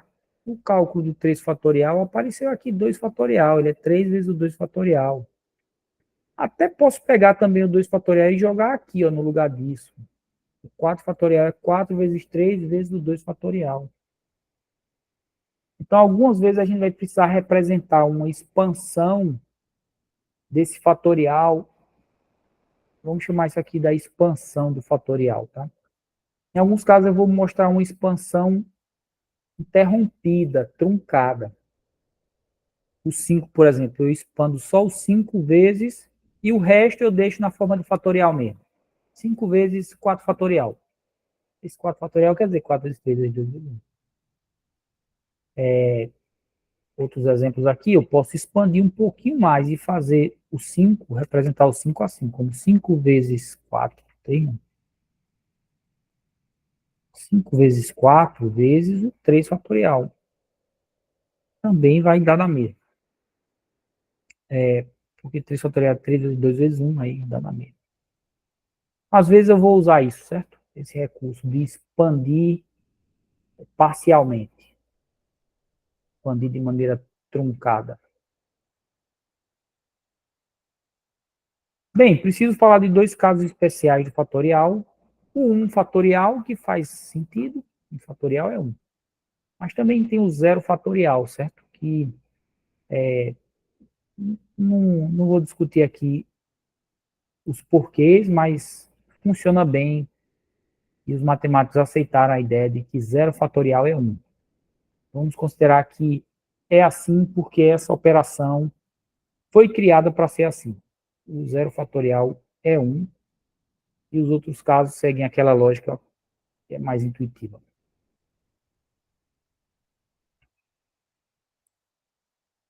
Bem, vamos agora falar de listas. Listas em que lista permite repetição, permite, mas para fins de contagem eu quero formar listas sem repetir elementos. Para fins de contagem eu quero formar listas sem repetir elementos. Vamos pensar no caso em que eu tenho um conjunto fixo de onde eu vou tirar todos os elementos da minha lista. Para ser a primeira posição, vem desse conjunto. Para ser a segunda, vem dele. Para ser a terceira posição, vem dele. Mas eu não vou usar elemento repetido numa mesma lista. Certo? Então, vamos pensar em formar palavras de novo. Eu quero formar palavras sem repetir letra. Se eu escolher o A como primeira letra, eu não posso escolher o A como segunda. Então, eu vou ter que excluir uma opção na hora de escolher a minha segunda letra. Pronto, vamos pegar esse exemplo e pensar que isso aqui é formar listas, tá? De tamanho N. Formar lista de tamanho N. Ah, não. O conjunto tem N elementos, mas eu quero formar listas de tamanho P, para ficar coerente com a notação que eu vou usar no restante dos slides. Esse P é um valor menor que N. Por exemplo, no problema lá do alfabeto, eu quero formar palavras de tamanho 4. Eu posso escolher qualquer letra para ser a primeira. Qualquer. 26 opções. Mas se eu escolher uma, digamos, um A, automaticamente eu excluí o A como opção para ser a minha segunda letra. Não posso mais usar o A. Então não tenho mais 26 opções. Eu vou ter 26 menos 1, eu vou ter 25 opções. Todas as letras menos o A. Então, eu vou fazer uma multiplicação agora por N menos 1, que é a quantidade de opções que sobraram para o meu segundo elemento. O conjunto é o mesmo, mas agora sobraram menos, que eu já usei uma delas para formar o primeiro. Para escolher o próximo elemento, o terceiro, tem uma opção a menos, que foi a que eu escolhi antes aqui para ser o segundo. E assim vai, certo? Essa é a lógica que vai guiar todo o processo aqui. Para escolher o quarto elemento, eu já tenho 3 que eu escolhi, eu não posso escolher nenhum deles. Então, restam para mim N menos 3 opções. Para escolher o próximo, vai sobrar cada vez menos, cada vez menos. Quando eu chegar no último elemento, gente, aqui era para ser realmente N elementos, formar a lista de tamanho N. Meu objetivo era esse mesmo, NN. Então, eu quero formar tipo, palavras de tamanho 26, sem repetir letra. Cada palavra minha tem 26 letras. Eu tenho um alfabeto de 26, mas não posso repetir. Então, quando eu for escolhendo essas letras, o processo é esse mesmo, está tudo correto. Mas quando eu chegar lá para escolher a minha 26ª letra, eu já escolhi 25 antes. Quantas opções eu vou ter no final? Quem me diz? 23. Não, quando chegar na última. Quando eu chegar para escolher a 26ª letra. Eu já escolhi antes dela 25. É porque aqui tem 3 pontinhos que generalizam, né? O que aconteceu antes. Já escolhi a primeira, a segunda, a terceira, a quarta. Aí esses 3 pontinhos quer dizer que eu já escolhi a quinta, a sexta, a sétima, até a 25ª. Quero saber quantas opções eu vou ter para escolher a 26ª, a última. É a 26ª. Seria 26 menos 25. 26 menos 25. Eu já escolhi 25 antes e não posso repetir. Porque seria 26 fatorial no total, né? 26 fatorial no total. Então aqui sobra para mim 26 menos 25. Sobra para mim uma opção só. Isso dá uma multiplicação que é n vezes n menos 1 vezes n menos 2 vezes n menos 3, até que vai chegando na penúltima, tem 2 opções, vai chegando na última, tem uma opção. Isso corresponde exatamente a n fatorial. Então, se eu tenho n elementos para formar listas de tamanho n, o n fatorial é o que me dá esse cálculo. É aquele princípio multiplicativo. É aquela mesma lógica de pensar quantas opções eu tenho para o primeiro elemento, para o segundo, para o terceiro, para o quarto, até o último. Mas, nesse caso, é bem interessante que a fórmula é simplesmente n fatorial, nesse caso específico. Se você não decorar a fórmula, não tem problema. Pensa no princípio, pensa em quantas opções tem para cada elemento, multiplica tudo e vai ser a resposta. A gente chama isso de permutação, certo? Eu quero saber quantas permutações de n elementos eu tenho. Quantas permutações de n elementos. Tem a ver com de quantas maneiras eu posso embaralhar uma coisa, tá? É como se eu tivesse as 26 letras do alfabeto, eu quero saber de quantas maneiras eu posso embaralhar elas para formar diferentes palavras. Tem a ver com um baralho mesmo, que você pode pegar e tem 52 cartas. Vamos considerar que é um baralho só, não tem repetição. Eu acho que são 52, né? Eu quero saber de quantas maneiras, em quantas ordens essas cartas podem aparecer depois de eu embaralhar. Quantas possíveis embaralhamentos eu posso ter, né? 52 fatorial. É um número absolutamente gigantesco, tá? Eu acho que a calculadora do Windows aí não vai calcular certo. Eu já vi que ela não calcula certo com números muito grandes. Então, permutação pode ser entendido como uma maneira de você embaralhar coisas. Mas você usa todas elas. Só embaralha, só muda a ordem. Esse é o nome permutação. Isso é como o nome permutação é usado na maioria das vezes, certo? O material chama isso de permutação, chama, mas também chama de permutação outra coisa, que eu chamo de arranjo. E a maioria dos materiais chama de arranjo. Que é um problema que generaliza esse, certo? Permutação é pegar os N e formar listas de tamanho N, só embaralhar. Se eu quiser pegar os N, as 26 letras, e formar palavras que têm menos do que 26, sem repetição, aí a gente tem o que eu chamo de arranjo. Então, arranjos de N elementos PAP.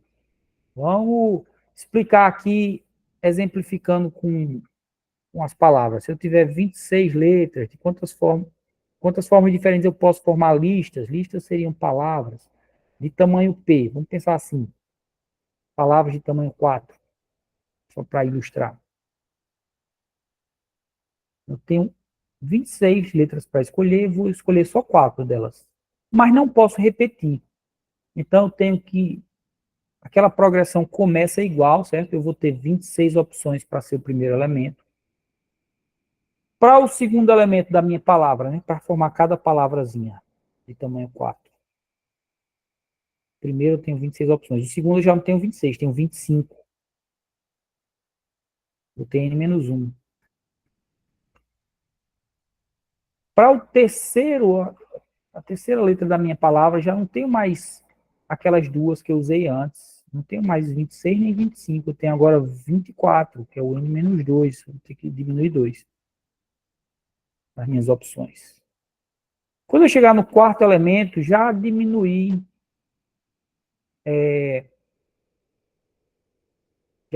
todos os que eu usei antes, tá? Quando eu chegar no quarto, eu já perdi 3, então vou ter N-3. Para o próximo elemento, se fossem palavras de tamanho P qualquer, eu teria N-4, N-5, N-6, até chegar aqui na última posição da minha lista, N-P opções. N-P. Só para ilustrar melhor. Se P for igual a 4, eu teria N, N-1, N-2. N-3 para o terceiro elemento, ou para o quarto elemento. E N-4 para o último elemento. É isso? Não, acho que tem um erro aqui. Se fosse 4 elementos, acabaria aqui, na verdade.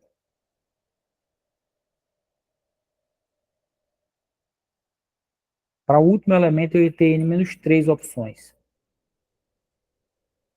Caramba, eu esculhambei meu slide, mas depois eu vou desfazer, tá? Então, vai ser N, N-1, N-2 até N-3. Para a lista de tamanho 4, eu vou até o N-3. Para a lista de tamanho P, aí vou retomar aqui o slide do jeito que estava.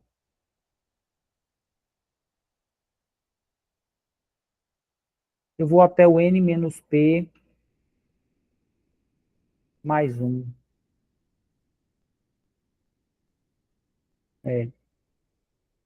Então, se eu tinha 4, tamanho 4, eu fui até o P, que é 4,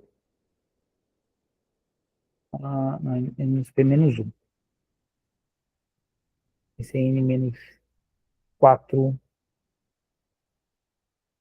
é mais 1 mesmo. N menos 4 mais 1, dá N menos 3. Isso aqui tem uma formulazinha, certo? Na dúvida, gente, não precisa decorar a fórmula. É só pensar qual é o tamanho. Aqui está bem abstrato, né? Tamanho P. Poxa, P é abstrato. Mas se você tiver uma questão, ela vai dizer tamanho 5. Então, deixa eu ver. Eu tenho 26 possibilidades para o primeiro, 25 para o segundo, 24, 23, 22. Multiplico tudo isso. Pronto. E você não vai precisar decorar fórmula nenhuma. E responde todas as questões. Mas existe uma fórmula para isso. Existe uma maneira de representar isso. É a fórmula para arranjo. Pode ser chamado assim. E é essa formulazinha aqui, n fatorial sobre n menos p. O material chama arranjo de permutação. Eu tinha colocado a animação aqui e esqueci. A mesma coisa que a maioria dos materiais chama de arranjo, o material usa de novo o nome permutação, só que é um nome de permutação abrangente, certo? Ele serve para qualquer vez que eu queira, qualquer problema que eu queira contar quantas listas eu posso formar a partir de N elementos sem repetição.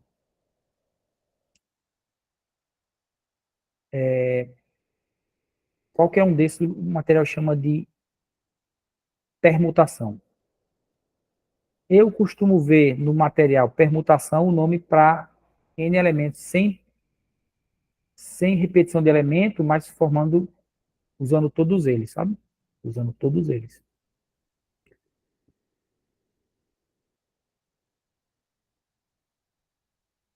Se quiser usar o nome do material, vamos chamar isso de permutação e pronto.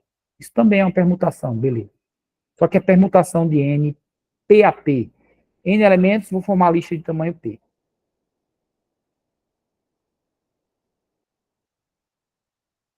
Qual é a fórmula que existe para isso que o material chama de permutação e a maioria dos materiais chama de arranjo? É isso, é N fatorial dividido por N menos P. Ué, e aquela fórmula que eu mostrei antes? Aquela fórmula que eu mostrei antes vai dar exatamente isso aqui. É igual. Se eu desenvolver isso aqui, deixa eu ver se o próximo slide eu faço isso. Isso vai dar N fatorial vezes N. Eita, desculpa, era para ser um vezes. Vezes N menos 1, vezes N menos 2, etc, etc. Até que a última opção você vai parar nisso que eu disse aqui, N menos P mais 1. E vai deixar N menos P mais 1. Multiplica tudo até chegar nisso, certo? E aqui você deixa N menos P fatorial, aquela notação truncada do fatorial. Tudo isso dividido por N menos P fatorial. Tá horrível, né? Eu quero mostrar que essa fórmula é igual, mas se você não entender, no material tem. Aí você corta esse N menos P fatorial com N menos P fatorial. A fórmula que vai ficar aqui em cima é exatamente aquilo que eu mostrei no slide anterior. N vezes N menos 1 vezes N menos 2 até chegar em N menos P mais 1. É exatamente a mesma. Porque vai cortar esse N menos P fatorial com N menos P fatorial que você vai expandir aqui em cima.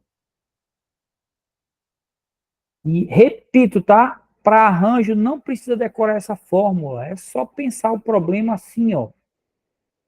Quantos elementos eu posso escolher em cada posição? E você desenrola, usa o princípio multiplicativo e acabou-se. Se eu nem lembrar os nomes, permutação, arranjo. João Paulo, pergunte. Professor, no caso, 0 fatorial é igual a 1, ou no caso que esse N for igual a P, a gente não tem problema ali com aquela divisão. Seria isso? É, exatamente. Deixa eu limpar aqui. Se N for igual a P, eu quero saber de N elementos, quantas listas eu posso formar de tamanho N. É justamente aquele problema de embaralhar. Embaralhar cartas, ou embaralhar as letras e formar palavras de tamanho 26. Que eu tinha dito que dá N fatorial, né? Aqui também dá N fatorial. Talvez por isso que o nome até seja permutação no livro para as duas coisas. Que aí você vai querer formar a lista de tamanho N. Substituindo na fórmula, isso vai dar N menos N, dá 0. 0 fatorial dá 1. Isso aqui vai dar N fatorial. Cai exatamente naquele caso. Eu tenho N elementos, quero formar a lista de tamanho N. N fatorial. Essa fórmula funciona para todos os casos. Muito bem observado, viu? João Paulo, né?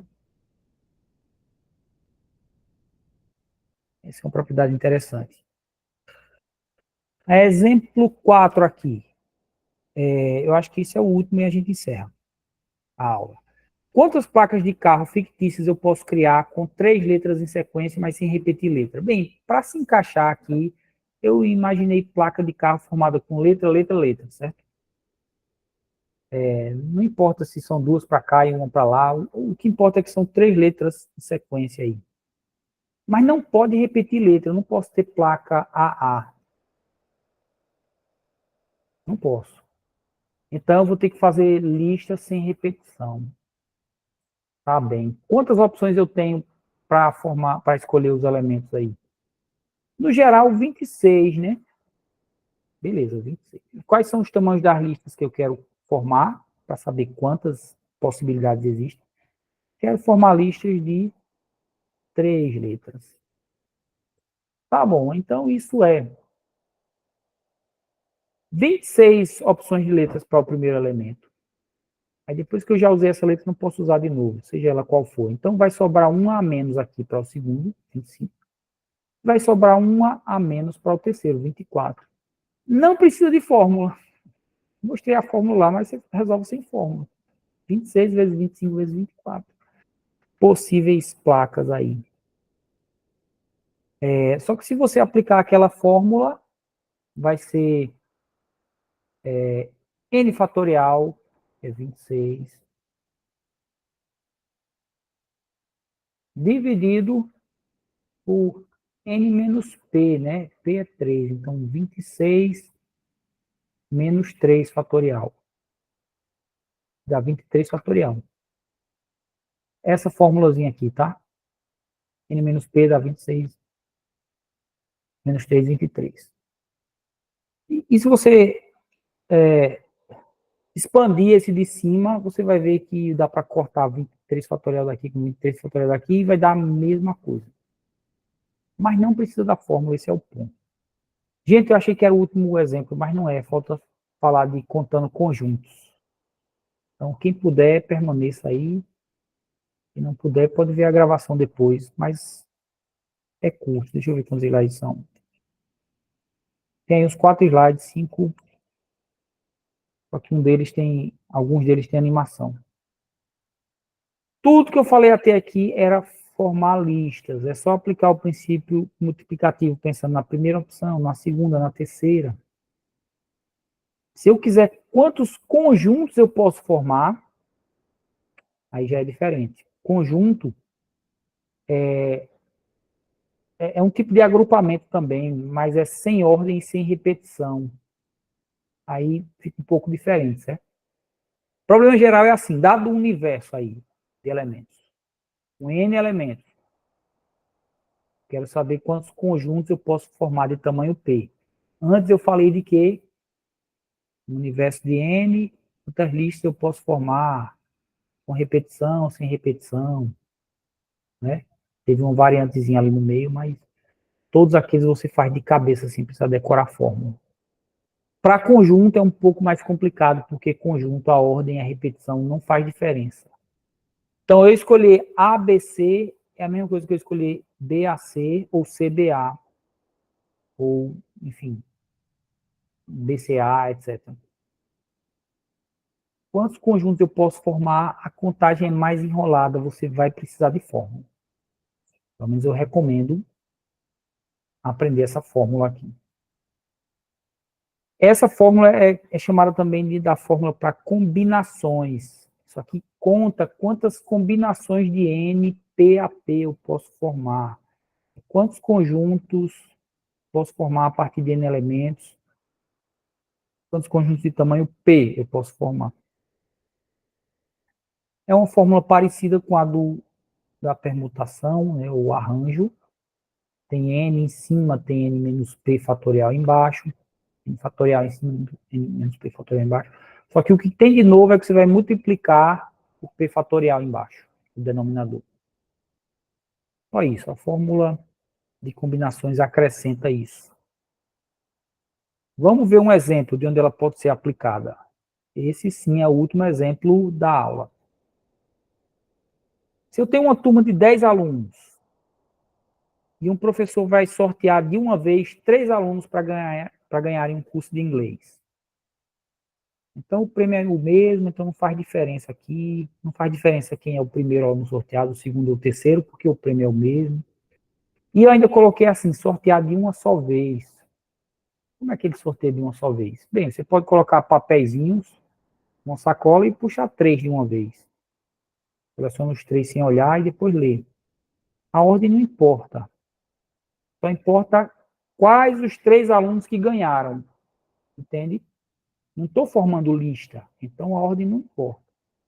Só quero saber quais os 3. Eu estou pensando meio que em conjunto aqui. Qual é o conjunto de alunos que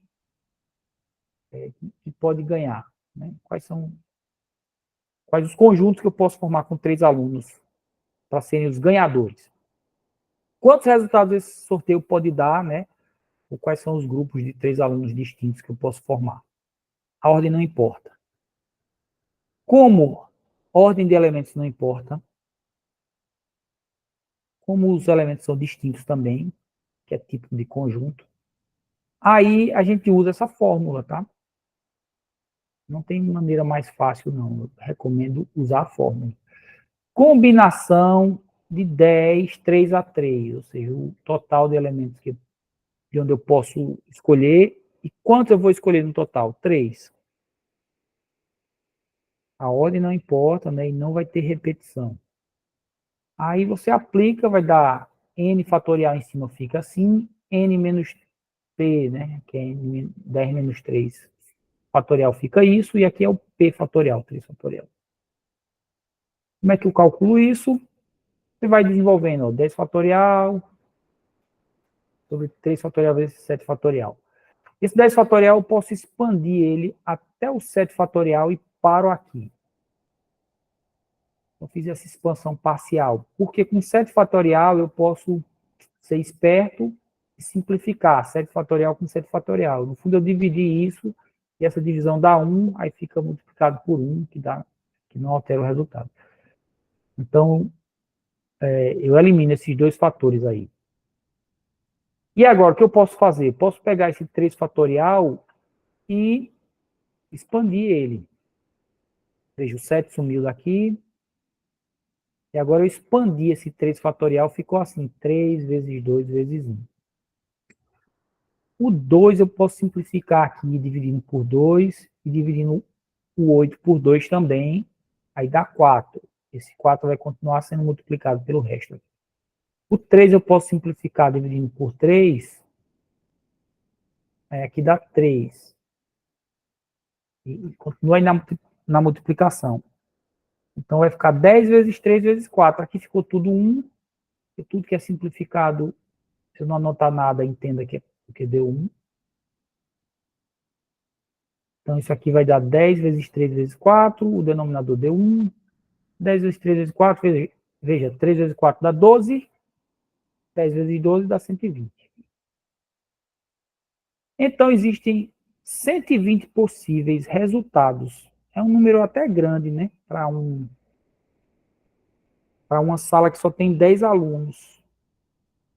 Quantos grupos diferentes de alunos, né, podem ser sorteados? Quantos resultados esse sorteio pode dar? 120 diferentes sorteios. Então, por exemplo, se você está numa sala que você faz parte de um grupinho de amigos ali, né? Também chamado de patotinha em alguns lugares, e você tem 2 amigos junto com você, formam um trio, três no grupinho ali, de amigos ali, de best friends, e vocês estão torcendo para os 3 serem sorteados para ganhar esse curso. O professor vai sortear 3 pessoas e vocês estão torcendo para sortear justamente o grupinho de vocês. Os 3 juntos. Qual a chance disso acontecer? Uma, que é um grupo específico que você quer que seja escolhido, vocês 3, em 120. Tem uma chance em 120 de serem escolhidos os 3 do mesmo grupinho ali, para fazer o curso de inglês. É uma aplicação disso na área de probabilidade. Isso aí também se aplica a cálculo de Mega Sena, vai ser por aí também, combinação.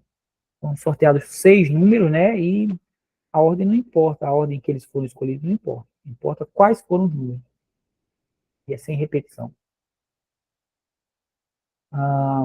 Aí vai dar um número astronômico, gigantesco. Então, o que o material chama de combinações, você pode pensar em termos de contar conjuntos, e achar que isso ajuda, porque a ideia é de ser sem ordem, sem repetição, então é conjunto que está por trás. Você quer formar agrupamentos sem ordem, sem repetição, conjunto é isso. Se eu quiser fazer uma variação aqui, se for sem ordem, mas permitindo repetição,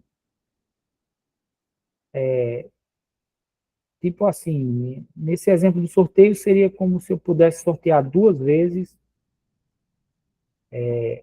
Pablo, eu ser sorteado 2 vezes, poderia acontecer. Aí, digamos que Licença, professor. Diga. Nessa questão anterior que o senhor colocou C, 10 e embaixo 3. Nessa parte aí, Como foi que chegou esse 7? É aplicando a fórmula. A A aplicação. fórmula faz n menos p e aplica o fatorial, certo? Ah, tá certo. O n, Porque o o n resto menos eu p, entendi. entendeu? É o 10 menos o 3. Ah, beleza. Tá certo. Aí dá o 7 fatorial. Obrigada. Nada. Bem, se você quiser permitir repetição, digamos que seja uma, tá acabando o último slide, digamos que seja um sorteio de 3 chocolates iguais. E eu quero pensar qual é a chance de eu ganhar 2 desses chocolates. Aí a ordem não importa se eu ganhei o primeiro e o terceiro, o primeiro e o segundo, o primeiro e o quarto não tem, o segundo e o terceiro, importa que eu ganhe 2. Eu quero saber qual é a chance de eu ganhar 2 desses chocolates. Aí você vai ter que pensar nas possibilidades sem ordem, mas com repetição. Eu posso ter sorteado 2 vezes. Isso existe, mas o material não cobre, aí eu não vou ver. Então, a gente tem como calcular quantas listas eu posso formar permitindo repetição de elementos, nós vimos. Quantas listas eu posso formar sem repetir elemento, nós vimos. É princípio multiplicativo, não precisa decorar fórmula nenhuma.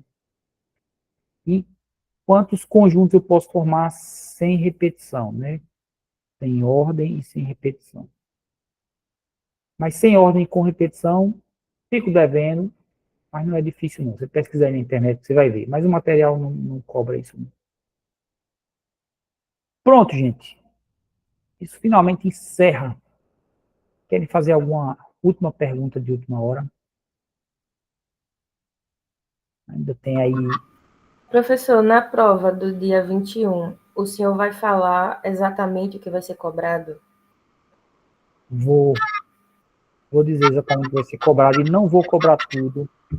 E coisas como matriz, assim, eu vou ver, sabe? O que eu cobro, se eu cobro. Não é um assunto tão importante assim, tão de matemática discreta, na verdade.